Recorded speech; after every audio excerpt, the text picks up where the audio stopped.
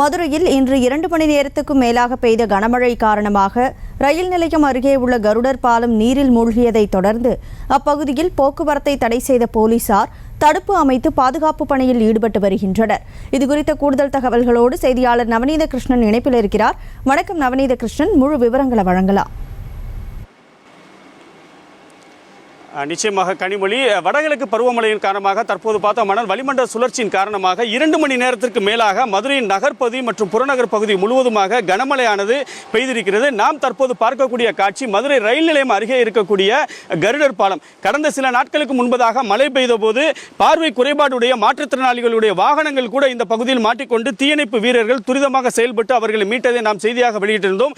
அதன் அடிப்படையில் தற்போது பார்த்தோம் எனால் கிட்டத்தட்ட 2 மணி நேரத்திற்கு மேலாக, அதாவது ரயில் நிலையத்தில் இருந்து ராஜாமில் சாலை என்று சொல்லக்கூடிய வைகை ஆற்றை நோக்கி செல்லக்கூடிய அந்த சாலையில் தடுப்புகள் அமைத்திருக்கிறார்கள். ஏற்கனவே தடுப்புகள் அமைத்தது கூட பார்த்தோம் என்றால் நமது ஒளிப்பதிவாளர் ராம்குமார் காட்சிப்படுத்தக்கூடிய காட்சியை பார்த்தோம் என்றால் சற்றேறக்குரிய 4 அடி உயரம் உள்ள அந்த தடுப்புகள் அனைத்துமே நீரில் மூழ்கி இருக்கக்கூடிய ஒரு காட்சியை நம்மால் காண முடிகிறது. இந்த பகுதியில் இருந்து ராஜாமில் நோக்கி செல்லக்கூடிய பகுதியில் தடுப்புகள் அமைத்திருக்கிறார்கள். அதே போன்று இந்த பகுதியில் இருந்தே ரயில் நிலையம் நோக்கி செல்லக்கூடிய பகுதியிலுமே ஏற்கனவே தடுப்புகள் அமைத்திருப்பது குறிப்பிடத்தக்கது. அதே போன்று இந்த பகுதிக்கு வரக்கூடிய 4 சாலை வழியாக வரக்கூடிய அனைத்து பாதைகளுமே தடுப்புகள் அமைத்திருக்கக்கூடிய நிலையிலே தண்ணீரானது தொடர்ந்து பெய்து வந்தக்கூடிய நிலையிலே தண்ணீர் தேங்கி வரக்கூடிய நிலை இருந்து வருகிறது.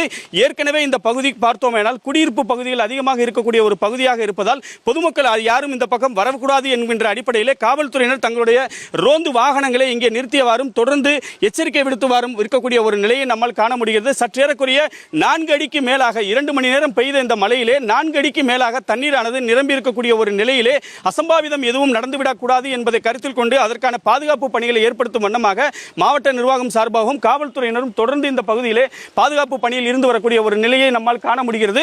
அதே போன்று இந்த கருடர் பாலம் வழியாக, அதாவது ராஜாமில் சாலையை கடந்து ஞாயிற்றுக்கிழமை சந்தை என்று சொல்லக்கூடிய பகுதியாக சிம்மக்கல் பகுதியை நோக்கி செல்லக்கூடிய சாலை பகுதியிலுமே முழுவதுமாக காவல்துறையினர் தடுப்புகள் அமைத்து 2 சக்கர மற்றும் 4 சக்கர வாகனங்கள் இந்த பகுதியில் செல்லாத வண்ணம் அவர்கள் பாதுகாப்பு பணியில் ஈடுபட்டு வரக்கூடிய ஒரு காட்சியை நாம் தற்போது பார்த்து வருகிறோம். நான் ஏற்கனவே சொன்னது போல கனிமொழி, இந்த பகுதி, அதாவது நமது ஒளிப்பதிவாளர் காட்சிப்படுத்தக்கூடிய இந்த காட்சி சற்றேறக்குரிய 2 மணி நேரத்திற்கு மேலாக பெய்த இந்த கனமழையிலே 4 அடிக்கு மேலாக தண்ணீரானது நிறைந்திருக்கக்கூடிய ஒரு நிலையை நம்மால் காண முடிகிறது. மதுரையின் பிரதான பகுதிகளாக இருக்கக்கூடிய அரசு ராஜாஜி மருத்துவமனை, ரயில் நிலையம் உள்ளிட்ட அனைத்து பகுதிகளிலுமே, குறிப்பாக தாழ்வான பகுதிகளிலே மழைநீரானது தேங்கி இருக்கக்கூடிய ஒரு நிலையையும் நம்மால் காண முடிவது குறிப்பிடத்தக்கது. மொத்தத்தில் பார்த்தோமேனால் மதுரை ரயில் நிலையம் அருகே இருக்கக்கூடிய, அதாவது ராஜாமில் சாலை என்று சொல்லக்கூடிய இந்த கருடர் பாலம் முழுவதுமாக தண்ணீர் தேங்கி போக்குவரத்து முழுவதுமாக தடை செய்யப்பட்டிருப்பது குறிப்பிடத்தக்கது.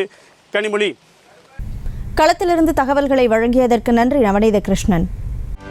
செய்திகளை உடனுக்குடனும் துல்லியமாகவும் தெரிந்து கொள்ள சப்ஸ்கிரைப் பண்ணுங்க.